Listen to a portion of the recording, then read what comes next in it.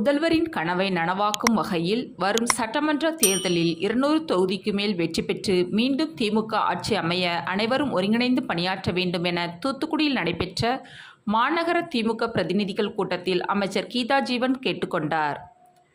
தூத்துக்குடி மாநகர திமுக பிரதிநிதிகள் கூட்டம் கலைஞர் அரங்கில் நடைபெற்றது. இதில் மாநகர செயலாளர் ஆனந்தசேகரன் தலைமை வகித்தார்.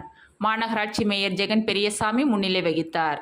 கூட்டத்தில் வடக்கு மாவட்ட திமுக செயலாளரும் சமூக நலன் மற்றும் மகளிர் உரிமைத்துறை அமைச்சருமான கீதா ஜீவன் ஆலோசனைகளை வழங்கி பேசுகையில், நடந்து முடிந்த நாடாளுமன்ற தேர்தலில் திமுக நாடாளுமன்ற குழு தலைவர் கனிமொழி எம்பி தூத்துக்குடி சட்டமன்ற தொகுதியில் மட்டும் 86,780 வாக்குகள் அதிகம் பெற்று வெற்றி பெற்றுள்ளார்.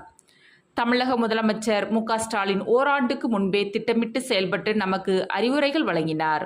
இந்த வியூகம்தான் நமக்கு வெற்றியை தந்தது.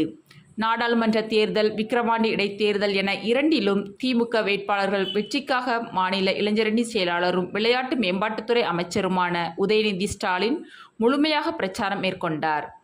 அதேபோல் இந்த மாவட்டத்தில் 40 நாட்கள் அனைத்து பகுதிகளுக்கும் சென்று கனிமொழி எம்பி பிரச்சாரம் மேற்கொண்டதால் எதிர்த்து நின்ற அத்தனை பேரும் டெபாசிட் இழந்தனர்.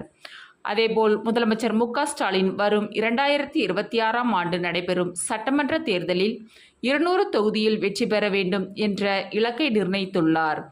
முதல்வரின் கனவை நனவாக்கும் வகையில் வரும் சட்டமன்ற தேர்தலில் 200 தொகுதிக்கு மேல் வெற்றி பெற்று மீண்டும் திமுக ஆட்சி அமைய அனைவரும் ஒருங்கிணைந்து பணியாற்ற வேண்டும் என்றார்.